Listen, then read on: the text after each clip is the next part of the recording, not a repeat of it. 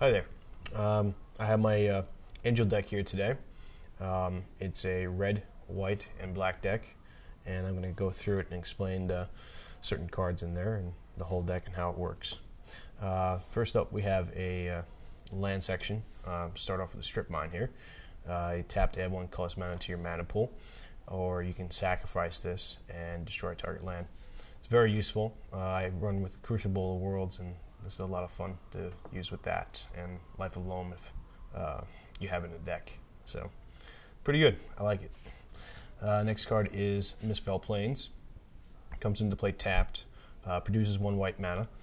You tap 1 white and you tap this card here, and it'll put target card in your graveyard on the bottom of your library. Now you can only do that if you have 2 or more white permanents out in the field. So it is limited, but it's pretty useful for recycling stuff in your graveyard back to your library. The next card I have is Emery of the Sky Rune. Comes into play tapped. At the beginning of your upkeep, if you control 7 or more planes, you can return target creature card from your graveyard into play. It adds white mana to your mana pool. In my deck, I'm running a variety of planes, but I do have a lot of dual land in there that are considered planes, and then I have Mistfell Plains in here as well. So it works pretty well. I really don't rely on it that much, but it is a good backup plan for getting your creatures into play, especially in the Angel deck. So, alright, I'll put that there and start with the Caracas. Legendary land. Tap to add 1 white mana to your mana pool. And you can also tap to return target legendary creature to owner's hand. This is very useful for getting rid of enemy legendary creature cards or protecting your own legendary creature cards on the table. I run it with a couple of legendary angels like a Chroma, Rhea, Linval, and a few others that I'll name later on. So that's Caracas. This is Core Haven. You tap to add 1 colorless mana to your mana pool, or you could do the special ability, which is 1 colorless mana, 1 white, and you tap this card, and you can prevent all damage that would be dealt by target attacking creature. So it's pretty good for early on prevention of damage. Stops like heavy hitters from coming at you. Pretty essential. The only drawback is that it does add white colorless mana, and that you do require mana to activate its ability. So, but I find it works pretty well in the deck. The next card is Orborg, Tomb of Yawgmoth. It's a legendary land, and it says each land is a swamp in addition to its other land types. Now this can either work in my favor or work against me, but it mainly works in my favor because I do run a lot of black in this deck, and it does stabilize the mana base. The only problem is, though, wastelands kind of kill me real quick because I'm running a lot of non-basic lands, and then Blood Moon can really hurt me too. So, but pretty good, stabilizing mana base, and works pretty well mostly for me in my meta games. The next card is Phyrexian Tower. You tap to add 1 colorless mana to your mana pool, or you can tap to add 2 colorless mana to 2 black mana rather to your mana pool. But you would have to sacrifice a creature to do that. This kind of runs with the little combo or synergy in my deck with a card called Angel of Despair. I use that, and if I have Emery of the Sky Rune in operation, each turn I'll be able to destroy a target permanent, and I'll go over that later. But it's a good card. Drawbacks, colorless mana again, but you can still make black mana with it, which is nice. I have 1 basic swamp in here, just to have a basic land, so if I have to fetch any basic lands, I'll just get that and not worry about any wastelands. 1 basic plains, and onto the dual lands, I have a playset of plateaus. You tap to add either red or white mana to the mana pool. They're considered plains and mountains together, so you can fetch them with my fetch lands that I have in here.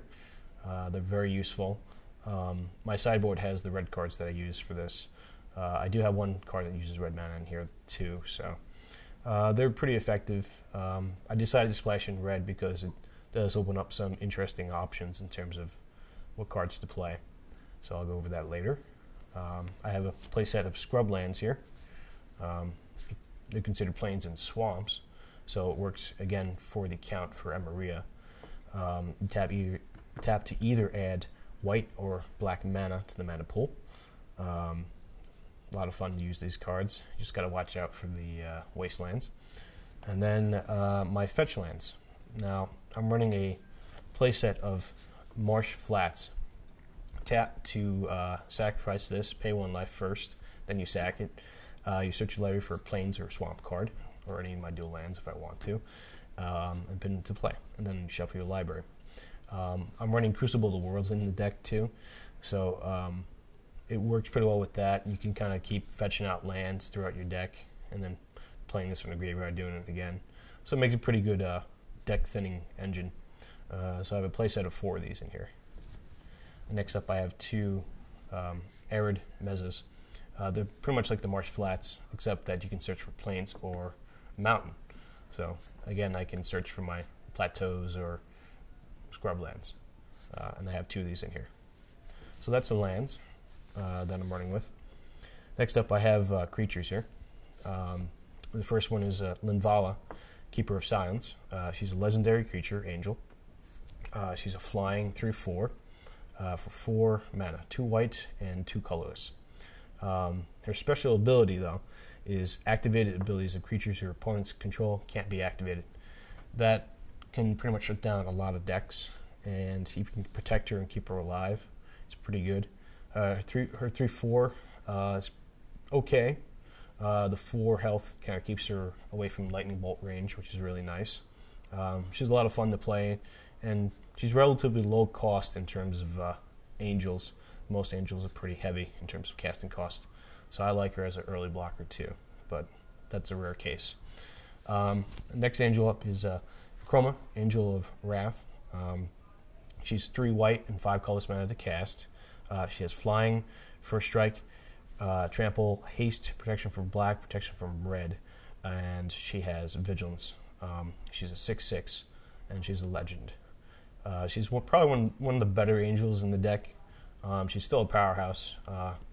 She's got a lot of nice features against, like, obviously red and black, so you definitely have something to like put a jit on, or if you want to get through with combat damage and protect yourself. She's a really good finisher, so I really like her. One of my newer additions to the deck is Chroma, Angel of Fury, and she's probably one of the few red cards in here that cost this much mana to cast. However, when she's cast, she can't be countered. She has flying, trample, and protection from white and protection from blue. Kind of like almost the opposite of the Angel of Wrath, which is nice. Another special ability she has is that she can be pumped up for 1 red mana, and she get +1/+0 intended turn. You can morph her into play also for 3 colorless mana, or 3 of any kind of mana, and she'll come down as a 2/2 creature. And then you can play the morph course on it, which is 3 red and 3 colorless mana, and she'll flip up, and she's a 6/6 flying legendary creature angel. So she's really good too against certain control decks, or decks that use a lot of swords to plowshares or blue control spells or bouncing. She's particularly nice like that. I have her in the main deck because it's an angel deck, and I just wanted to have her in an angel deck for once. So there she is. Next card is Iona, Shield of Emeria. She's a legendary creature again, angel. She takes 3 white mana and 6 colorless mana to cast. She has flying, and she's a 7/7. Now her special ability is when she comes into play, you choose a color. Your opponents can't cast spells of the chosen color. So that is very useful against a lot of decks. The exception is colors decks, Eldrazi decks, or artifact decks. But she really shines against monocolored decks, and she can shut down a lot of people. It's fun to play in multiplayer when you realize that you can shut down half the other team. So she's a really good card. I recommend maybe 2 more, maybe, depending on your metagame, but I run 1 here. I have artifacts in here called Quicksilver Amulet, so what I like to do is like Quicksilver it in, maybe at the end of the other player's turn, and then or before before the end of my turn, even to stop them from playing spells. So it's really good. Next card is Rhea Dawnbringer. She's a bit outdated now with the Emeria, but she's a 4/6 flying. She has 3 white mana and 6 colors. It says, at the beginning of your upkeep, you may return target creature from your graveyard to play. Her ability is pretty good. It's just like Emeria's. And again, I like to quick silver her in at the end of opponent's end step on their end turn and get one of my creatures back from the graveyard. She combos with the Angel of Despair and my Fire Action Tower. So what I'll do is I'll sack Angel of Despair, take it into the graveyard before the end of my opponent's turn, and then get her back at the beginning of my upkeep again and destroy another target permanent. So it's a pretty nice lockdown when you're playing against non-indestructible items or shrouded items. So she's pretty good. A little bit outclassed today, but still good. The next card is, I have one of these, is Platinum Angel. She's an artifact creature, Angel. She's a flying 4/4, and what her important ability is, you can't lose the game, and your opponents can't win the game. So she pretty much can save you from dying, so long as you can keep her from getting controlled or exiled or destroyed. It has saved me in a lot of games where I would die. I just quicksilver in and again, and kind of throw off the opponent. So she's pretty cool like that. She takes 7 colorless mana to cast, though, so it's a pretty hefty casting cost. But again, the abilities on it outweigh the casting cost sometimes. The next angels I have are a dual set of Admonition Angel. She takes 3 white mana and 3 colorless to cast. She's a flying 6/6. She has a ability on it called Landfall, and that's whenever land enters the battlefield under your control, you may exile a target non-land permanent other than Admonition Angel. When Admonition Angel leaves the battlefield, return all cards exiled with it to the battlefield under their owner's control. So she's pretty nasty when you start getting your fetch lands into play with Crucible. You keep removing stuff from the opponents, or stowing away your own items for when you want to like do Wrath of God or Balance or Veneral's Disc or something of that sort. She will enable you to hide away stuff or remove stuff from the table. A very powerful card when it gets running, and you can keep it alive long enough. So I have 2 of these in there to help with the board control. She's a very nice card. Probably one of the all-stars of the deck I have here in terms of angels is the Exalted Angels. I run a play set of 4 of these. Mainly I run with a lot of these is because of the morph cost. She takes 2 white mana and 4 to cast normally. She's a 4/5 flying, and whenever she deals damage, you gain that much life. Now this is specifically written in the rules as different from lifelink. So you can put lifelink on this and you will get double the life gain. However, when it triggers though, this triggers after the damage is dealt. So you would have damage first and then the life gain would come after that damage is dealt to you. So you could still die in the game when you block with her, and it's lethal damage. Her morph cost, you can play it for 3 colorless mana. On the table as a 2/2 creature, and then to flip her up, you would pay 2 white and 2 of any mana. So ideally, you'd be running in normal circumstances. Turn 4, you would have a 4/5 flying card that does damage and gives you life. So she's really good. She's really effective. A lot of people hate her, and they definitely don't like the idea of a morphed card on the table. So it's pretty good. Won me quite a few games. The next card is probably arguably the best angel for its casting cost in the 5 mana slot. That angel is called Baneslayer Angel. It's a 5/5 flying, first strike, lifelink, protection from dragons and demons. So you get all that great stuff for 2 white mana and 3 colors to cast.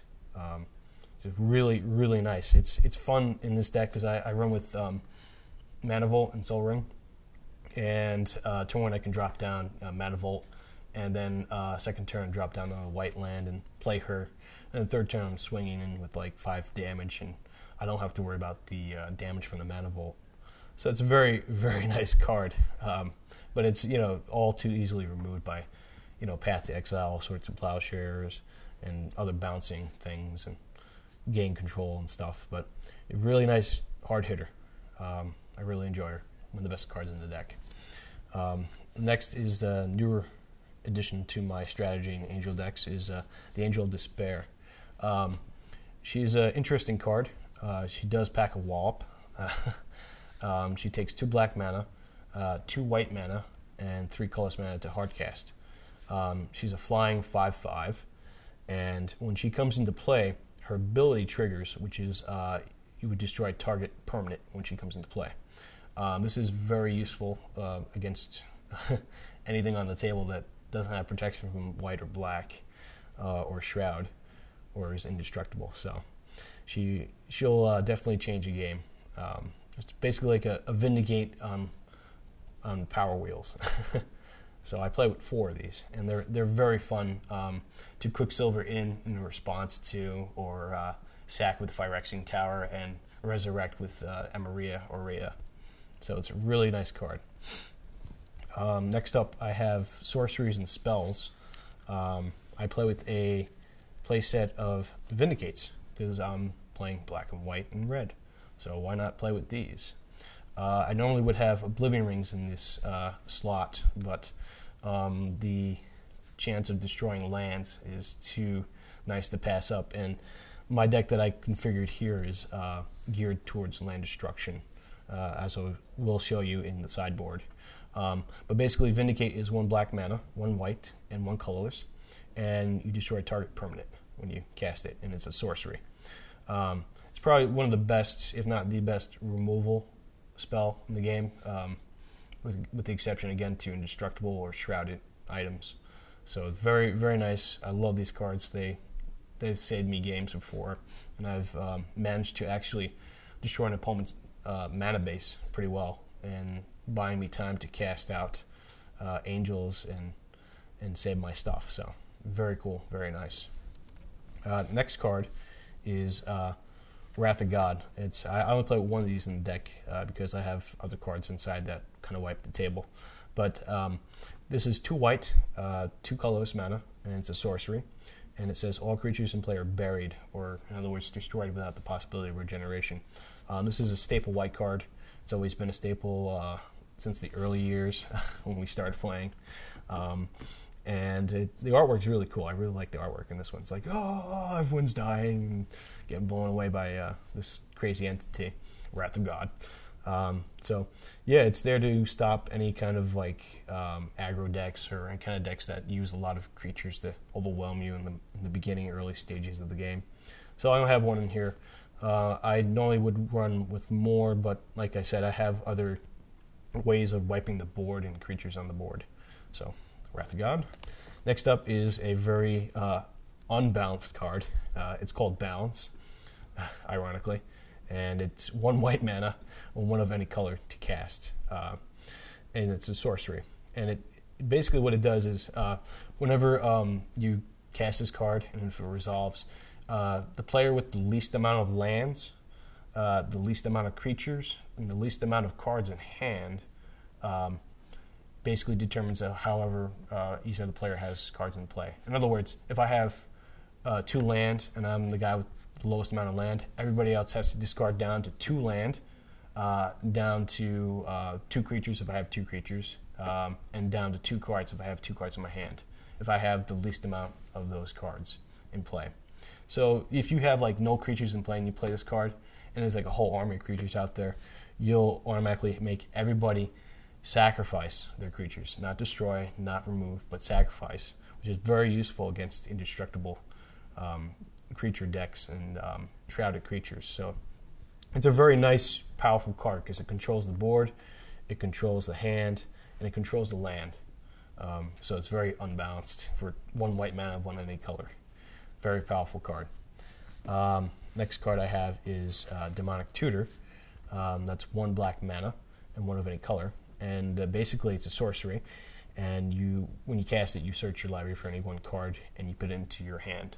And then you reshuffle your library afterward. One of the best cards around. I mean, you find anything you want in your deck, it basically makes any card like you have a single of a double. You just search for it and use it. I love this card. I've always used it. It's not that fast, which is a problem, but again, for sorcery, it's amazing. No drawbacks. Next card is a faster version of that. It's called Vampiric Tutor. It's 1 black mana, and it's an instant, which is very valuable. When you cast it, you pay 2 life. You search your library for any one card, and then you shuffle your library, and then you put that card you picked on top of your library. So you know what you're going to draw later on for 2 life, and it's an instant. It's debatable which one's better, Demonic Tutor or Vampiric Tutor.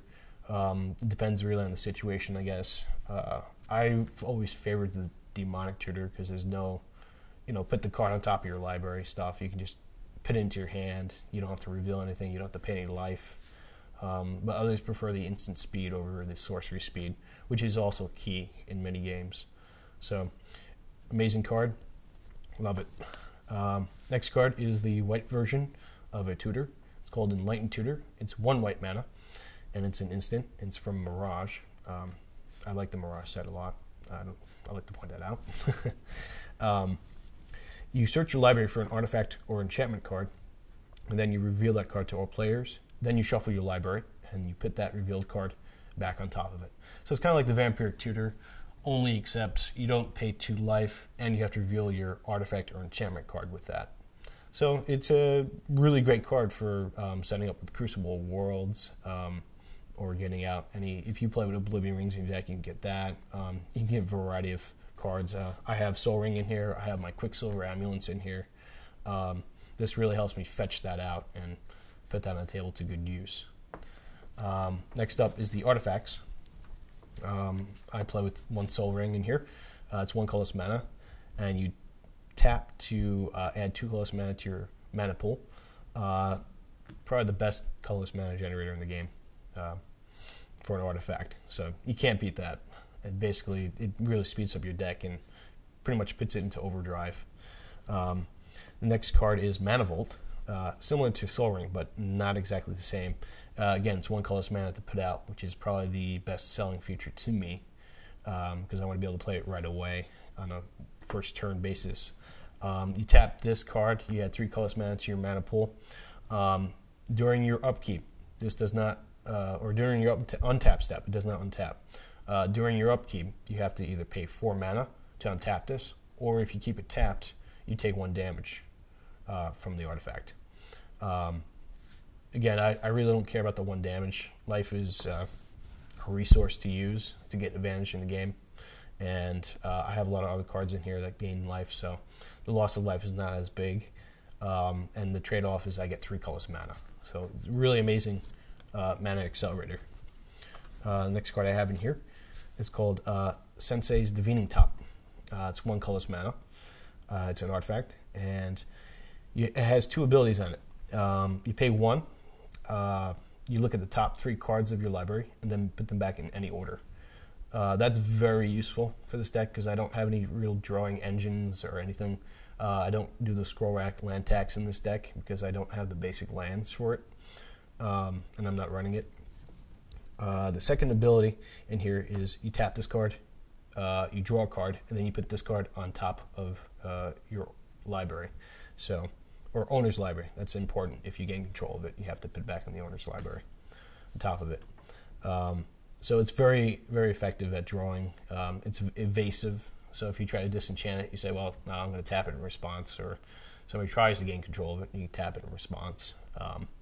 Very useful. It's won me many games. And when it's out, it's kind of hard to really stop unless you have a Stifle or a Void Slime. So it's a lot of fun.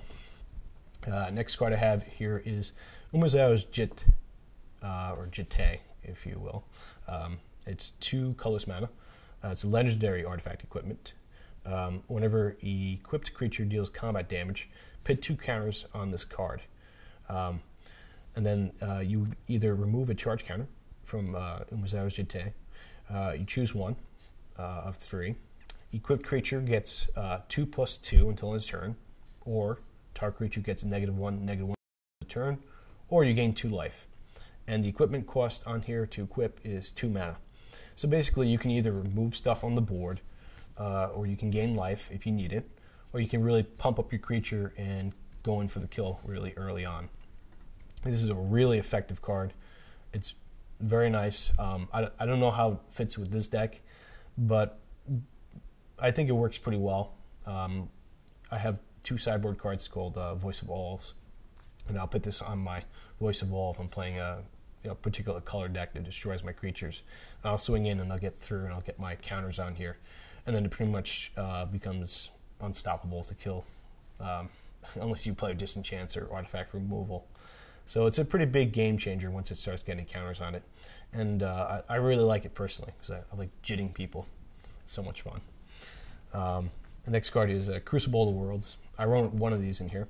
I thought about pinning 2, but I have tutoring cards to grab it, and I'm not too worried about it getting destroyed because it's not a main feature of the deck, but it is nice. It takes 3 colorless mana to cast, and it says you may play land cards from your graveyard. That's very important for a lot of deck strategies. For this particular deck, I have the fetch lands, so I can play them from the graveyard, fetch another land out, thin out my deck even faster, which is really nice. I have my Strip Mine. I can do that with. It works with that very well, and it also helps out the Admonition Angels in the deck because of the landfall ability. So it's very nice. Great card. I love it. Next card is a fun card for multiplayer. It's called the Mineral's Disc. It takes 4 mana to cast, and it comes into play tapped. Its ability is you pay 1 colorless mana, and then you tap it. You would destroy all creatures, then enchantments, and then artifacts, including the disc itself. In my mono white deck, I have Elspeth, Knight Errant, and her final ability removes. You get an emblem, and you basically have all your stuff indestructible. And I like to use this card with that. But in this deck, I don't run with Elspeth or in the sideboard. But it's very effective for wiping the board, getting rid of pesky enchantments, anything with Shroud on it. It also clears off all artifacts.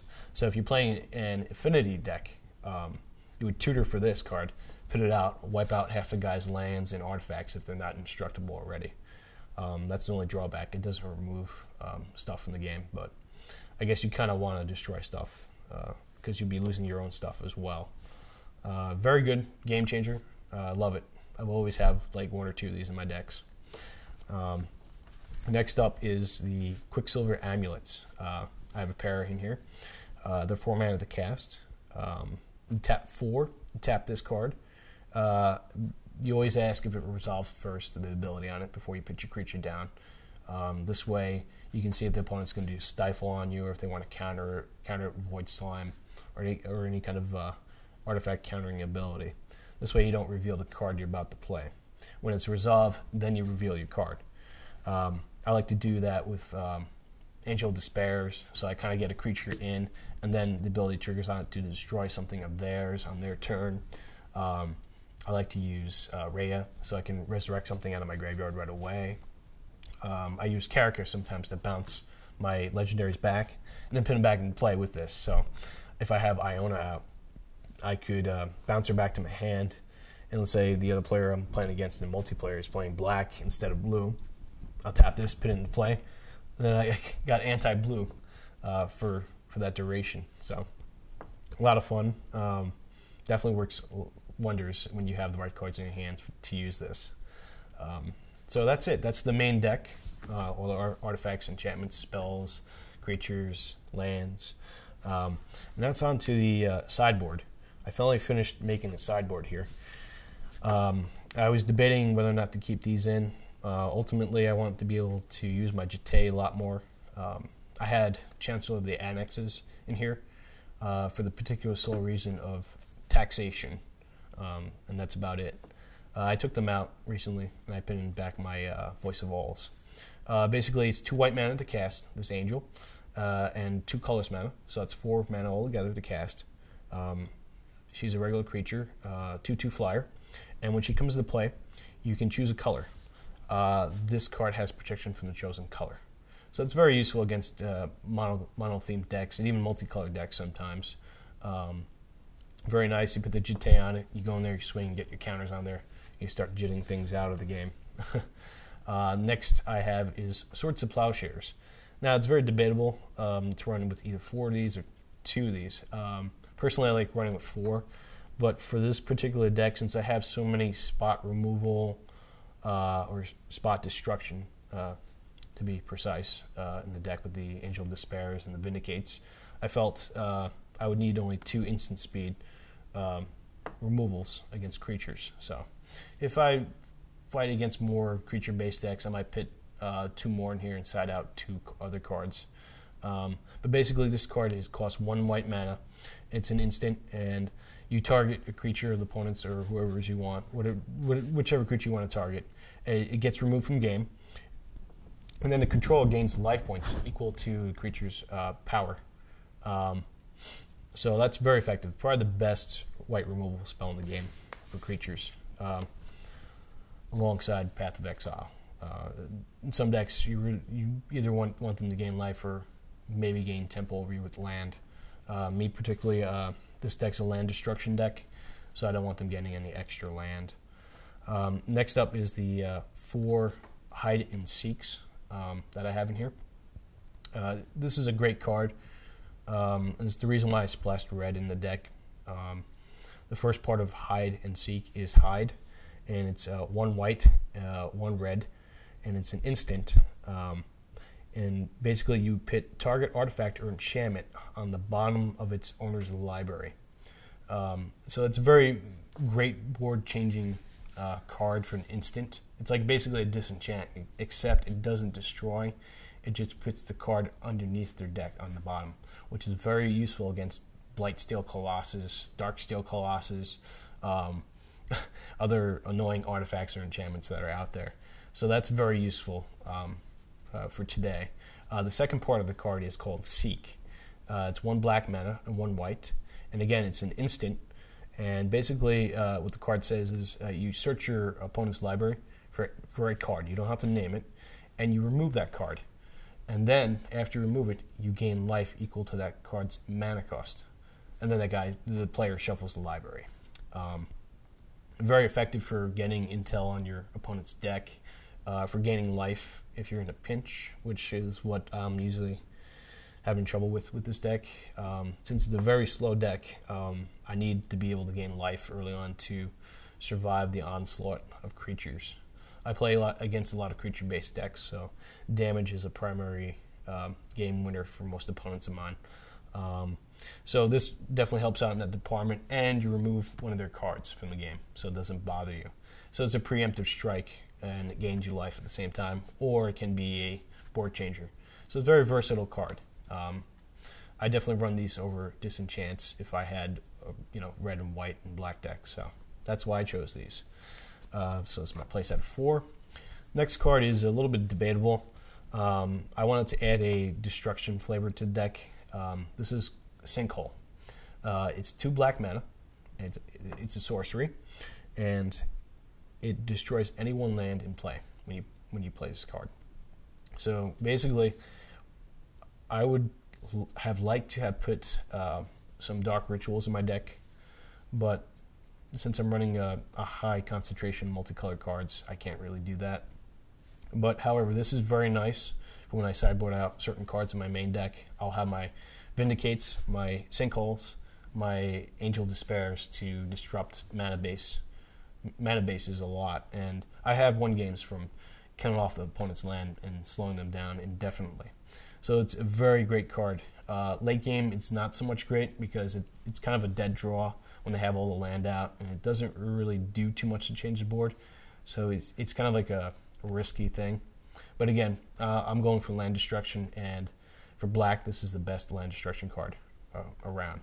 One of the few land destruction cards. You have Blight and other cards like Demonic Hordes that destroy lands too. So I wrote 4 of those in there. And then the next 2 cards I have is Extirpate. 1 black mana, It's an instant card. It has split second, which is to say, as long as this spell is on the stack, nobody else can play activate abilities that aren't mana abilities or other spells. So it's very tough to counter these. The only way to counter it is if you have, I think this might be right, but if you have a counterbalance out or if you have a Chalice of the Void. I think the Chalice of the Void will definitely counter it if you set it to 1. It gets countered automatically. Now, I don't know if counterbalance will work.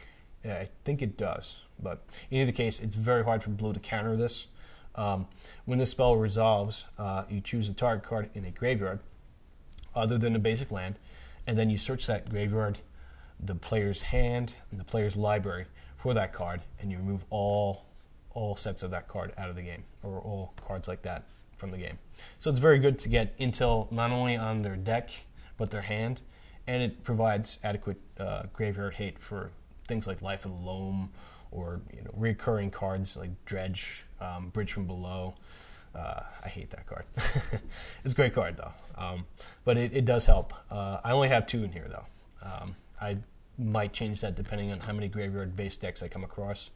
But it's a fun card, and it's a really annoying card to certain people, especially if you you get somebody to counter your one of your spells with like Force of Will, and you play this card on Force of Will.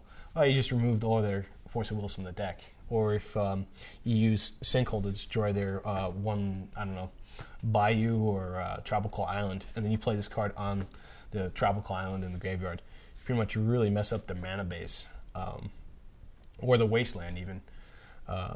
It's very effective in certain situations. Other situations I wouldn't run it, but I felt this was a little bit better than like Torment's Crypt or Relic of Progenitus.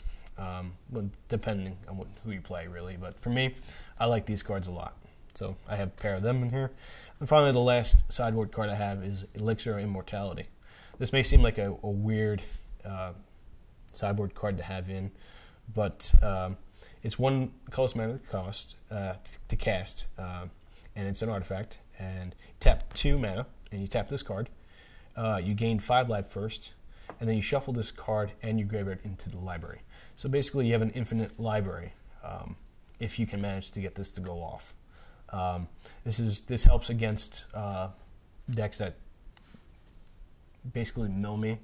I have Misspelled Plains in my main deck, so if this happens to get into the graveyard, I get milled, and if I have no more cards in my deck, and if I have 2 white permanents on the table, I'll use my Misspelled Plains. I'll get this card for my next draw step. I'll draw it, use it, and then basically save myself from getting decked out.